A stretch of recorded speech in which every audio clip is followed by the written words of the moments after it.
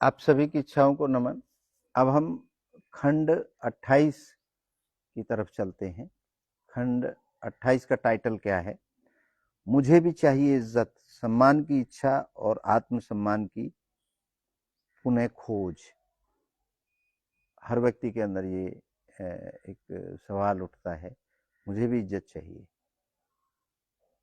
मुझे भी आत्मसम्मान चाहिए, और उसकी कैसे आदमी खोज करता है उसके बारे में 28वें अध्याय में क्या है वो आपको बताते हैं। जब कोई बच्चा कुछ अच्छा करता है तो लोग उसकी पीठ थपथपाते हैं। वह मुस्कुराता है, खिल उठता है। यही वह क्षण है जब इज्जत पाने की भावना पहली बार जन्म लेती है। यह केवल सामाजिक स्वीकृति नहीं बल्कि एक गहरी मानसिक भूख है जो आत्मा को पोषण देती है। मनुष्य की एक मौलिक इच्छा है सम्मानित महसूस करना। जब बच्चा कोई पहली बार कुछ लेके आता है, उसके टीचर, उसके पड़ोसी या उसके माँ बाप उसकी पीठ थपथपाते हैं, वाह बेटा शाबाश। उसके बाद ये एक भूख जग जाती है हमारे जीवन में। कोई भी हमें पहली बार शाबाशी देता है किसी काम के लिए तो फिर हमें ये लगता है ये बार बार हमें जीवन में मिलती रहे। यह मनुष्य की मौलिक इच्छा में तब्दील हो जाती है, सबकॉन्शियस माइंड में ये चली जाती है। उसको बार बार इच्छा होती है कि उसको सम्मान मिले, इज्जत मिले, जो भी वो काम करे उसमें उसी तारीफ हो। सम्मान केवल दूसरों से नहीं स्वयं से भी प्राप्त होता है। इसे ही आत्मसम्मान कहते हैं। आत्मसम्मान इसे ही कहते हैं कि जब हम खुद से सम्मान दें अपने आप को, ये दूसरों का इंतजार ना करें, अपने आप को भी आप सम्मान देना शुरू करेंगे तो आपका आत्मसम्मान, आत्मबल आपका बढ़ेगा। सम्मान की यह द्वैतीय प्रवृत्ति है, बाह्य और आंतरिक। व्यक्ति की आत्मविश्वास, मानसिक स्वास्थ्य और सामाजिक कार्य क्षमता का आधार बनती है। ये दो तरीके से होता है, बाहर से कोई हमसे कहे और एक अंदर से हम अपने आप को शाबाशी देते हैं, वाह बेटा वाह, ये बढ़िया काम कर दिया, ऐसे ही कर। कभी कभी हम अपने आप से भी तो कहते हैं, हमारी इच्छा अपनी इच्छा से कहती है, शाबाश तूने बहुत बढ़िया काम किया। स्वामी जी कहते हैं, अगर दुनिया तुम्हें इज्जत दे या ना दे, पर तुम खुद को इज्जत देना मत छोड़ो। मेरा ये कथन है कि दुनिया में कोई आपको इज्जत दे या ना दे, आप खुद अपने आप को इज्जत देना शुरू करो। यही संदेश आत्म गौरव का है। इच्छा पूर्ति धाम में हजारों लोगों ने आत्मगिलानी से उठकर आत्म गौरव की ओर पहला कदम बढ़ाया। बहुत लोग हमसे मिले, हजारों लोग मिलते हैं, इस जीवन में मिले हैं, लेकिन हमारे इन वचनों से प्रभावित हुए। हमने उन्हें समझाया कि कोई कुछ आपको शाबाशी दे या ना दे, अपने आप को शाबाशी दो, अपनी पीठ खुद थपथपा लो ऐसे करके, शाबाश बेटा। तो उससे क्या है, उससे आपका आत्मविश्वास बढ़ता है। आपको लगता है, आपको अगर पता है कि आपने अच्छा काम किया है तो पीठ को थपथपाओ, और रोजाना थपथपाओ। जब भी कोई काम करो उसको थपथपाओ। आपने एक फिल्म देखी थी थ्री इडियट्स, उसमें जो किरदार था आमिर खान का, वो जब भी कोई मुसीबत आ जाती है तो वो यहाँ ऐसे करता है, all is well, all is well. वो क्या था कि सब ठीक हो जाएगा, सब अच्छा हो जाएगा, घबराना नहीं है। तो ये इंडिकेशन भी, अपने आप अपनी पीठ को थपथपा सकते हो आप, शाबाश बेटा आपने अच्छा काम कर दिया। ये एक आपके आत्म विश्वास को बढ़ाएगा, क्योंकि उन्होंने जाना है कि सम्मान पाने से पहले उसका योग्य बनना आवश्यक है। आपको ये भी पता है कि सम्मान तभी मिलेगा जब आप उसके योग्य हो जाओ, और कोई और तो आपको पीठ को थपथपाए ना, खुद आप थपथपाओ मत, तो बैठे रहो डिप्रेशन में, परेशानी में। इसलिए खुद अपनी पीठ को रोजाना थपथपाओ, और जब खुद से थपथपाओगे तो एक दिन जिनकी आप उम्मीद करते हैं वो भी थपथपाएंगे, क्योंकि फिर आप अच्छा कार्य करना शुरू कर दोगे। सम्मान की इच्छा अगर अहंकार से ग्रस्त हो जाए तो घातक है, लेकिन अगर उसे सेवा, कर्म और परिश्रम से सींचा जाए तो वह समाज के लिए प्रेरणा बनती है। रामायण में विभीषण को रावण ने अपमानित किया, लेकिन श्री राम ने उन्हें सम्मान दिया। यह सम्मान केवल राज्य का नहीं था, सत्य का था। अब यह एग्जाम्पल हमारे पुराणों में, हमारे ग्रंथों में है कि रावण ने विभीषण का अपमान करके उसको लंका से भगा दिया था, लेकिन राम ने उसको सम्मान दिया। ये किसी राज्य, किसी देश का सम्मान नहीं था, ये उसके आत्मविश्वास का सम्मान था। उसने कहा कि आप ठीक हो, जबकि रावण ने तो पूरा मना कर दिया कि तुम तो ठीक हो ही नहीं, तुम तो देशद्रोही हो, और देश से निकाल दिया बेइज्जत करके। तो जरूरी नहीं है कि आप जो काम कर रहे हो वो हर किसी को ठीक लगे, उसका विरोध भी होगा, लेकिन आपको ठीक लगना चाहिए। आपको अगर ठीक लग रहा है तो धड़ल्ले से करिए। बाद में प्रतिक्रिया और क्रिया सब आएंगी, बाद में आएंगी जब आप कुछ करोगे। जब करोगे ही नहीं तो, लेकिन अगर आपको अहंकार आ गया, भाई मैंने ये कर दिया, मैंने वो कर दिया, मैंने ये कर दिया, तो फिर कहीं ना कहीं आपको धोखा मिल जाएगा। अपने आप को खूब सराहो, खूब तारीफ करो। वैज्ञानिक रूप से देखें तो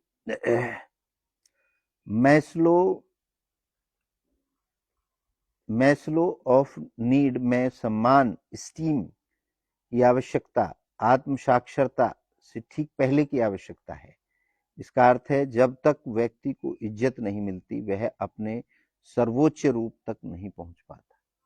ये विज्ञान भी मानता है कि अगर व्यक्ति को किसी कार्य की सराहना नहीं मिलती तो वो उसके एक्सट्रीम लेवल तक, उसके उच्च स्तर तक नहीं पहुंच पाता। ये विज्ञान भी मानता है, क्योंकि वही डोपामिन रिलीज होता है शाबाशी से, जो हमने पहले जिक्र किया था, और वो डोपामिन हमें प्रोत्साहित करता है, हमें आगे बढ़ने की प्रेरणा देता है। बहुत से लोग जीवन भर केवल दूसरों की इज्जत पाने में लगे रहते हैं। वे क्या सोचेंगे, वे क्या कहेंगे, लेकिन सम्मान की असली खोज तब होती है जब व्यक्ति भीतर झांकता है। क्या मैं अपने आचरण से, सोच से और कर्म से स्वयं के योग्य हूं? बहुत लोग पूरा जीवन बर्बाद कर देते हैं, पूरा जीवन निकाल देते हैं कि भाई दूसरे मुझे इज्जत दें, दूसरे मुझे सम्मान दें, लेकिन नहीं मिल पाता।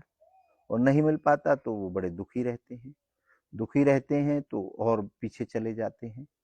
अगर वह व्यक्ति सिर्फ अपने कर्म और श्रम पर ध्यान दे, आगे बढ़ने पर लगा रहे और खुद से शाबाशी देता रहे, तो एक दिन वो दिन दूर नहीं रहेगा। वही लोग जो आपको देखना पसंद नहीं करते, वो मजबूर होकर के आपकी तारीफ करेंगे, आपकी शाबाशी देंगे। एक प्रसंग है हमारा ही,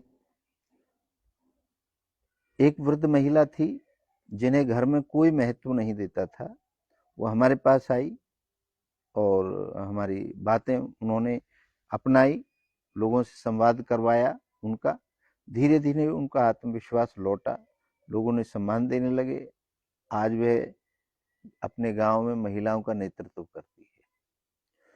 तो ये मिसाल है, हम में से हर कोई अपने भीतर के उस हिस्से से संवाद करना चाहिए जो कहता है कि तुम भी इज्जत के लायक हो। हमें अपने आप से भी संवाद करना चाहिए, अपनी एक इच्छा से दूसरी इच्छा से बात करनी चाहिए अंदर अंदर कि भाई ये काम तो अच्छा किया है, इसके लिए तुम इज्जत के हकदार तो हो। मत दो दुनिया, मत कहो दुनिया वाले बाहर के लोग कि आप इज्जत के हकदार हो, अपने आप से कहो। और फिर कर्म, चरित्र और करुणा से उस इज्जत को अर्जित करना चाहिए। अपने कर्म पे लगे रहो, अपनी इज्जत के साथ लगे रहो, जो इज्जत का पैमाना आपका अपना है। और सबके अपने अपने इज्जत के पैमाने होते हैं, आपका अपना पैमाना है, आप उस पैमाने के साथ उसको अर्जित करो, और फिर एक दिन दुनिया आपके पीछे चलना शुरू कर देगी, आपकी इज्जत करेगी। इसलिए सबसे पहले अपने आप से करो। आत्मचिंतन के लिए कुछ प्रश्न है। क्या मैं अपनी आत्मा की नज़र में सम्मानित हूँ? सबसे पहले अपने आप से पूछें, क्या मैं अपनी आत्मा की नज़र में सम्मानित हूँ, या मैं कोई घृणित काम करता हूँ? क्या मेरी इज्जत दूसरों की राय पर निर्भर है? अपने आप से प्रश्न पूछिए, क्या मेरी इज्जत दूसरों की राय पर ही निर्भर है? दूसरा कहेगा ठीक है तो ठीक है, दूसरा गलत गलत कहेगा तो गलत है। इन दोगलेपन को आपको छोड़ना पड़ेगा। निर्णय आपने खुद लेने हैं कि किसकी मैं इज्जत के लायक हूं और किससे मेरी बेइज्जती हो। क्या मैं ऐसा जीवन जीता हूं जिसे देखकर मेरा अंतर्मन मुझे सलाम करता है? ये बहुत गजब की बात है। क्या मेरे जीवन में कुछ ऐसा होता है, मैं करता हूं, जो मेरा अंतर्मन मुझे कहे शाबाश बेटा, बहुत अच्छा काम कर रहा है? या मेरा अंतर्मन ये कहता है अरे तू तो साला गलत ही करता रहता है, दूसरे कहें भाई वाह बहुत तगड़ा काम कर रहा है, उसका क्या फायदा है? आपका अंतर्मन कहना चाहिए, अंदर से इच्छा कहनी चाहिए कि आप अच्छा कर रहे हैं। उदाहरण, इज्जत वह फूल है जो बाहर नहीं भीतर खिलता है। स्वामी राजेंद्र देव महाराज।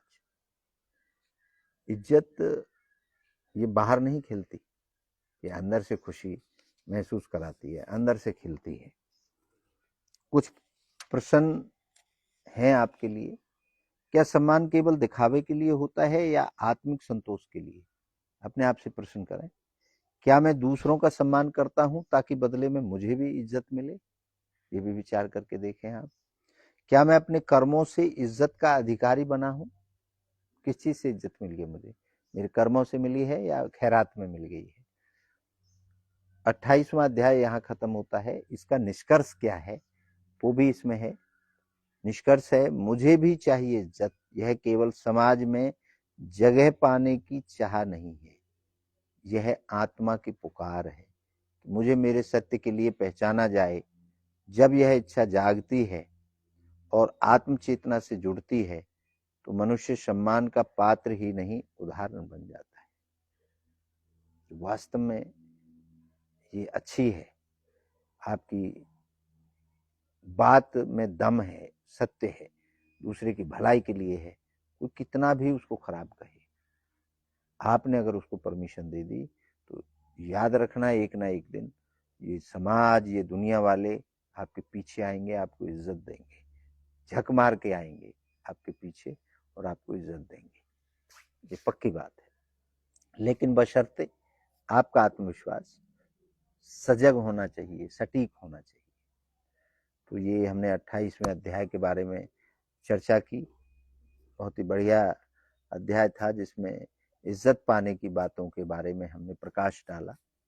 अब इसका समापन करते हैं और अगला जो अध्याय है 29वां अध्याय पहले खंड का, वो उसका टाइटल है मेरे पास भी होना चाहिए अधिकार की इच्छा और लोभ की सीमाएं।